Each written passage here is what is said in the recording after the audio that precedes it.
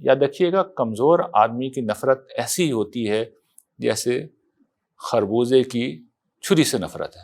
وہ نفرت میں آ کے جب چھری پہ گر جاتا ہے تو چھری کو کچھ نہیں ہوتا، خربوزہ کٹ جاتا ہے. تو خربوزے کو چھری بنانا چاہیے، اس پہ فوکس کریں. یہ جو لبنان پہ اٹیک کر دیا انہوں نے، اور اسرائیل جو کر رہا ہے اور ایران، یہ بھی کیا اسی جو آپ نے بھی بیان کیا ہے اسی کی وجہ سے ہو رہا ہے کہ مسلمان پٹ رہے ہیں؟ دیکھیے جو بات میں عرض کرتا ہوں اس کا بنیادی مقصد یہ ہوتا ہے قرآن مجید کی روشنی میں کہ جب کوئی قوم اس مقام کے اوپر کھڑی ہو اس پہ اب مسلمان ہیں مجموعی طور پہ، اور عرب بالخصوص، کیونکہ وہ آل اسماعیل ہیں، حضرت اسماعیل علیہ السلام کی اولاد ہیں حضور کے، وہ براہ راست مخاطب ہیں، ان کو دنیا میں شہادت کا منصب دیا گیا اور طبعاً ہم ان کے زیر ہیں، ہم ان کے ساتھ ہیں. تو جب وہ اس طرح حق سے انحراف کرتے ہیں، یعنی ہم جن تصورات میں زندہ ہیں نا، میں نے بیان کیا کہ ملحدانہ دنیا پرستی بھی ہے، مشرکانہ توہمات بھی ہیں، راہبانہ تصورات بھی ہیں. ہمارا دین اصل میں ان سب کا ملغوبہ ہے. دین داروں کی بات کر رہا ہوں میں، دنیا داروں کو ذکر نہیں کر رہا میں. دنیا دار تو ماشاءاللہ سبھی کچھ کرتے ہیں. تو جب یہ صورتحال ہو تو پھر اللہ تعالیٰ دنیا میں ہی مغلوبیت مسلط کر دیتے ہیں. اچھا جب مغلوبیت کی سزا مسلط ہو گئی ہے تو پھر اس کے کچھ نتائج نکلیں گے نا. تو جو آپ کا متعین سوال ہے کہ لبنان میں جو ہو رہا ہے یا فلسطین میں جو ہو رہا ہے، وہ اس مغلوبیت کے نتائج ہیں. جب آپ مغلوب ہیں تو اس کے بعد نتیجہ تو نکلے گا. یعنی مغلوب سے کسی جو قاہر ہے، جابر ہے، وہ اس سے کچھ چھینے گا. آپ سے کوئی ڈاکو کوئی راستے میں کوئی چیز چھینے، پرس چھینے، آپ ریسسٹ کریں گے تو وہ کیا کرے گا؟ گن کا ایک بٹ مار دے گا آپ کے سر پہ، ایک تھپڑ مار دے گا، 2 گالیاں دے گا، ہو سکتا ہے گولی مار دے. تو ہم مغلوب ہو گئے نا اس خاص لمحے میں، تو اس کے کچھ نتائج نکلتے ہیں. تو پھر اس کے نتائج ہیں جو نکلتے ہیں. اب ظاہر ہے کہ وہ جزیات ہیں، وہ تو ہوتے رہتے ہیں، لیکن اصل صورتحال، اور یہ کوئی آج ہو رہا ہے اصل میں ہم لوگوں کا مسئلہ ہے ہم کرنٹ افیئر میں جی رہے ہیں. ہم نہیں جیتے، ہمارے اسے طالب علم نہیں جیتے، ہم تاریخ میں جیتے ہیں. صرف میں ریسنٹ ہسٹری کی بات کروں تو 200 برسوں سے مسلمانوں کے ساتھ یہی کچھ ہو رہا ہے.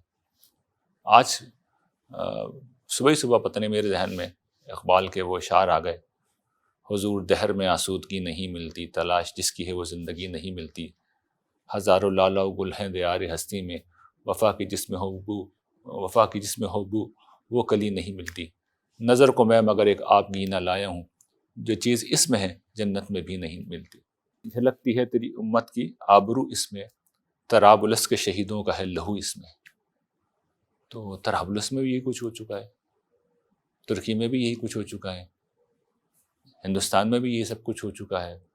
عالم اسلام کے کس خطے میں یہ نہیں ہوا ہے پچھلے 200 برس سے؟ وہ خطے اگر آئیڈینٹیفائی آپ کریں آپ تو پتہ چلے گا کم خطوں میں یہ نہیں ہوا ہے. تو مسلسل ہو رہا ہے، سب جگہ ہو رہا ہے.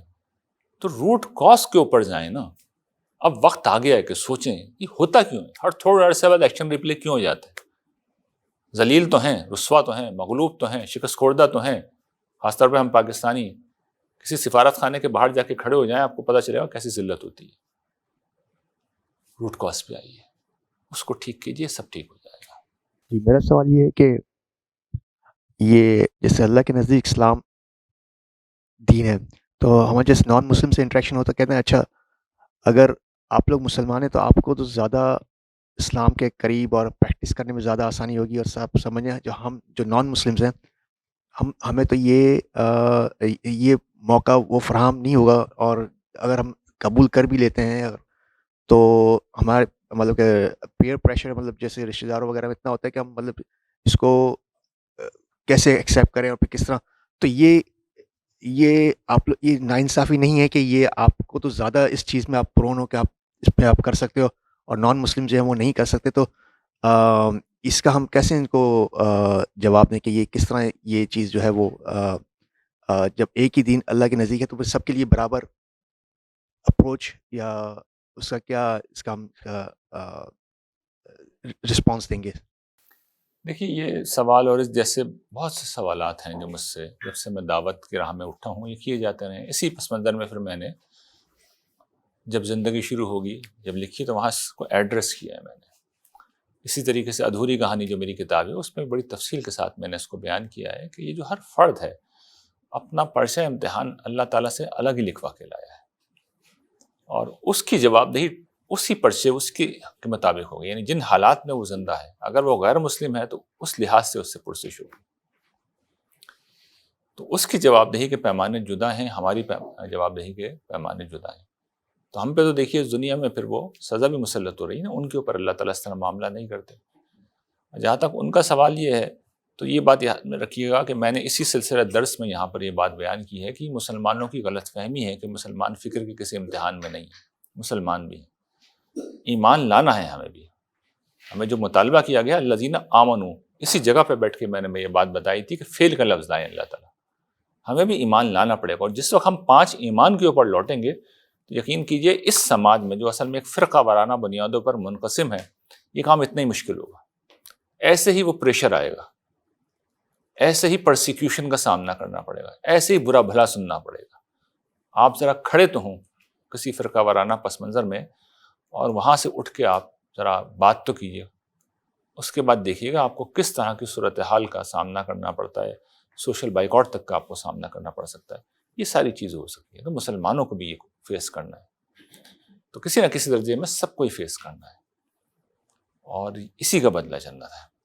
تو یہ بات میں نے جو شروع میں عرض کی تھی کہ ہم آپ تو چونکہ اس پہلو سے شاید یہ جنگ لڑ چکے ہیں کسی درجے میں، یا شاید اس جنگ کا ہمیں سامنا ہی نہیں کرنا پڑا اس درجے میں، تو اس کی وجہ سے ہم اس کی ایمان کی قدر و قیمت محسوس نہیں کرتے، ورنہ آپ کے سوال سے اس بات کی بڑی قدر و قیمت سامنے آتی ہے کہ ایک غیر مسلم کے تناظر سے دیکھیں تو ہم آلریڈی کس درجے کی نعمت میں زندہ ہیں، تو پھر ہمارے ایمان کا اجر بہرحال کم ہی ہوگا، اس کے ایمان کا اجر زیادہ ہوگا، یہ طے ہے۔ اب میں آپ کو جو کیلکولیشن بتا رہا ہوں وہ یہ کہ وہ جس وقت ایمان لائے گا تو پھر وہ ایمان اللہ کے نزدیک بہت بڑی چیز ہوگا۔ آپ کے ایمان لانے کے بعد ہمیں ہفت اقلیم جو ہے اور بھی سر کرنے پڑیں گے، یعنی ہمیں بڑے کام اور بھی کرنے پڑیں گے اس تک پہنچنے کے لیے، اس غیر مسلم تک پہنچنے کے لیے۔ اس کا تنہا ایمان ہی اس کے سارے گناہوں کو منہدم کر دے گا، پوری زندگی کو ختم کر دے گا، جو کچھ بھی زنا ہو، قتل ہو، کچھ بھی ہو، سب ختم ہو جائے گا، سب ختم ہو جائے گا، حتیٰ کہ اللہ کے رسولوں کی مخالفت جیسا جرم بھی، کفر جیسا جرم بھی جس کی سزا 2 ٹوک جہنم ہے، وہ بھی ختم ہو جاتا ہے۔ یہ اتنی بڑی چیز ہوتا ہے، میرا آپ کا ایمان ظاہر اتنی بڑی چیز نہیں ہوتا، اس لیے کہ ہمیں کہ کوئی شخص اگر ایمان لائے بغیر اگر چلا جائے گا تو پھر وہ جس امت میں پیدا ہوا ہے، وہ حضرت عیسیٰ کی امت میں پیدا ہوا ہے نا، تو پھر وہاں سے اس کے حوالے سے پوچھا جائے گا، اور اگر حضور صلی اللہ علیہ وسلم کی کچھ تعلیمات اس تک پہنچی گئی تو اس حوالے سے بھی پرسش ہوگی۔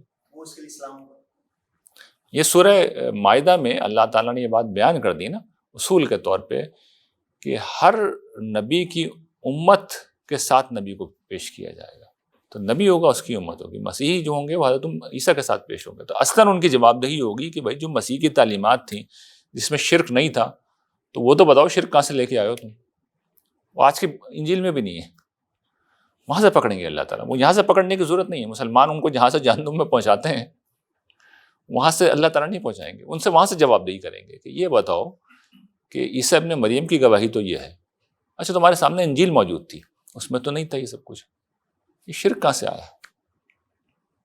یہ پتہ چلے گا جو ان کا ایک طبقہ ہے علماء کا، یہ سارے اس کی پیدا کردہ تصرفات ہیں۔ تو ہمارے یہاں بھی ہوتا ہے کہ ہمارے بھی مذہبی لوگ بہت کچھ اضافے کرتے رہتے ہیں، تو اصل کتابوں کی طرف لوٹنا چاہیے۔ اللہ تعالیٰ پرسش جو کریں گے کتابوں کی بنیاد پہ کریں گے، اسی لیے ایمانیات میں ان کو شامل کیا گیا کہ انبیاء کی تعلیمات کسی نہ کسی درجے میں، قرآن میں تو 100% ہے، یعنی قرآن تو محفوظ کر دیا گیا ہے، لیکن باقی کتابوں میں بھی اوریجنل خرابی اس طرح نہیں ہوتی کہ توحید شرک سے بدل جائے، ایسا نہیں ہوتا۔ خیر بھائی، آپ نے کہا ابھی 200 سال سے بلکہ ہم دیکھ رہے ہیں مسلمان پٹ رہے ہیں، مغلوبیت میں بے انتہا ظلم کر رہی ہیں جو امریکہ اور یورپ اور دوسری طاقتیں۔ اچھا، تقریباً یہی کچھ 700-800 سال پہلے چنگیز خان نے کیا اور بے انتہا جانیں لیں، تو اس تباہی کے بعد تو مسلمان یعنی کہ تاتار خود مسلمان ہو گئے اور مسلمانوں کو ایک مرتبہ پھر پاور نصیب ہوئی، تو اس وقت ایسا کیا رد عمل دیا تھا مسلمان عوام نے، مسلمان علماء نے، یا مسلمان حکمرانوں نے، کہ جو اللہ تعالیٰ نے ان پر رحم فرمایا اور بہتر معاملہ ہو گیا، اور اس وقت وہ بہتر معاملہ نہیں ہو پا رہا؟ اس کی 2 وجوہات تھیں۔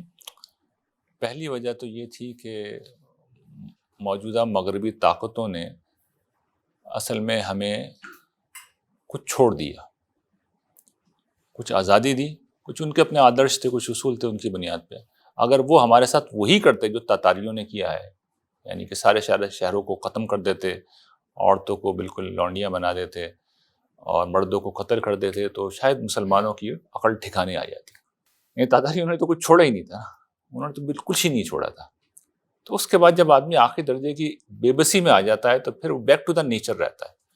وہ زوم باقی نہیں رہتا کہ جی ہم 1000 سال دن پہ حکمرانی کرتے رہے، ابھی ہم پہ مسلط ہو گئے. مسلمان تاتاریوں کے خلاف یہ کہنے کے قابل ہی نہیں تھے، کچل کے رکھ دیا تھا. کبھی اس بربادی کی داستان پڑھیں. آج تو کچھ بھی نہیں ہو رہا، فلسطین میں کچھ بھی نہیں ہو رہا، یقین کریں کچھ بھی نہیں ہو رہا. جو تاتاری کرتے تھے، پورے شہر جلاتے تھے، وہ 100% عورتوں کو ریپ کرتے تھے، لونڈیاں بنا لیتے تھے، ماؤں کے پیٹ جو تھے وہ چاک کرتے تھے، اور 2-4 کے ساتھ نہیں کرتے، پورے شہر کے ساتھ کرتے تھے. مردوں کو قتل کر دیتے تھے. اگلے شہر میں جاتے تھے تو ان لوگوں کی کھوپڑیوں کے مینار وہاں تعمیر کر دیتے تھے کہ ہم آ گئے، اب یہی تمہارے ساتھ ہوگا. یہ کرتے، انہوں نے کچھ چھوڑا ہی نہیں تھا. اچھا، جو اصل فرق ہے، جو آپ کا سوال کا پہلو ہے کہ وہاں شیخ سعدی پیدا ہو گئے تھے یا ان جیسی لیڈرشپ پیدا ہو گئی تھی. کبھی آپ شیخ سعدی کو اس پہلو سے پڑھیں، وہ عین اس زمانے میں پیدا ہوئے ہیں جس زمانے میں بغداد تباہ ہوا ہلاکو خان کے ہاتھوں. انہوں نے لکھا ہے، مرثیہ لکھا ہے، اور کیا ہی وہ مرثیہ ہے. لیکن آپ دیکھیے کہ انہوں نے مسلمانوں کو ایک تعمیری سوچ دی، مسلمانوں کو اپنے احتساب پہ ابھارا. اس کے برعکس جو ہماری موجودہ لیڈرشپ پیدا ہوئی ہے، اس نے اس کے بالکل برعکس معاملہ کیا ہے. اس نے سارا بلیم مغربی طاقتوں پر ڈال دیا ہے کہ ان کی سازش. آپ لوگ بچپن میں پڑھتے ہوں گے نا کہ ہمیشہ آپ یہ نظر آئے گا آپ کو کہ کلائیو لائڈ نے سازش کی تھی. بنگال ہاتھ سے کیوں نکلا، سراج الدولہ کیوں ہارا، میر جعفر کی سازش سے. یہی پڑھا ہے نا بچپن سے آپ نے. کبھی اصل تاریخ پڑھ لیجئے، آپ کو پتہ چلے گا کہ ایک طرف ہائیلی ٹرینڈ فوج ہے، ہائیلی کوالیفائڈ یعنی لیڈرشپ ہے، بہترین اکوپمنٹ ہے، چاہے تھوڑے ہیں، یہ سب کچھ ہے. اور دوسری طرف ایک ہجوم ہے، اور وہ ہجوم بھی تنگ ہے اپنے حکمرانوں سے. اور یہ بات یاد رکھیے گا کہ غدار بیوقوف نہیں ہوتے، وہ انہیں اندازہ ہو جاتا ہے کہ کون جیتنے والے ہیں، وہ ان کا ساتھ دیتے ہیں، کیونکہ انہیں جنگ کے نتائج کا اندازہ ہوتا ہے. تو وہ کہتے ہیں کہ کشتی تو ڈوب رہی ہے، ہمیں پتہ ڈوبے گی، اس میں ڈوبنا ہی ہے، سامان اٹھا کے نکل جاؤ یہاں سے. چنانچہ ہم یہی کرتے ہیں، اپنے اندر سے غداروں کو ڈھونڈتے ہیں، دوسروں کی سازش دیکھتے ہیں. کبھی یہ دیکھیے کہ انہوں نے ٹیکنالوجی میں، علم میں ایک برتری کے مقام کے اوپر وہ آ گئے تھے، اور مسلمان علم اور اخلاق کی بدترین پستی کا شکار تھے. تو کرنے کا کام یہ تھا کہ علم و اخلاق کی پستی دور کی جاتی. ہم نے یہ کام نہیں کیا، بلکہ ہر وہ شخص جس نے یہ کام کے لیے ابھارا وہ ہمارے یہاں ماتوب ہوا ہے. اس کی اپنی الگ تاریخ ہے. اور وہ ایک زمانے میں سر سید کے ایفرٹ سے یہ کچھ نقطہ نظر رائج بھی ہوا تھا اس ملت کے اندر، لیکن پچھلے 40 برسوں میں اس پوری فکر کو ختم کر دیا گیا. اب صرف اسی فکر کا ہمارے یہاں غلبہ ہے جو مار دو، جلاؤ، گھیراؤ اور مرد آباد اور سر تن سے جدا اور نفرت پہ مبنی ذہن، نفرت پہ مبنی نعرے. یاد رکھیے گا، کمزور آدمی کی نفرت ایسی ہوتی ہے جیسے خربوزے کی چھری سے نفرت ہے. وہ نفرت میں آ کے جب چھری پہ گر جاتا ہے تو چھری کو کچھ نہیں ہوتا، خربوزہ کٹ جاتا ہے. تو خربوزے کو چھری بنانا چاہیے، اس پہ فوکس کریں. یہ کرنے کا راستہ لیڈرشپ کا، یہ کر نہیں رہے. اور جب تک نہیں کریں گے، مسلمانوں کو پسند ہے یہ لیڈرشپ. انہی کو اپنے بیٹے دیتے ہیں، اپنی بیٹیاں دیتے ہیں، انہی کو چندے دیتے ہیں، انہی کو وقت دیتے ہیں، انہی کو زندہ دیتے ہیں. تو پھر جو نتائج ہیں وہ ایسے ہی جاری رہیں گے. نہیں بدلے گی صورتحال. مسلمان جب تک لیڈرشپ نہیں بدلتے، صورتحال نہیں بدلے گی.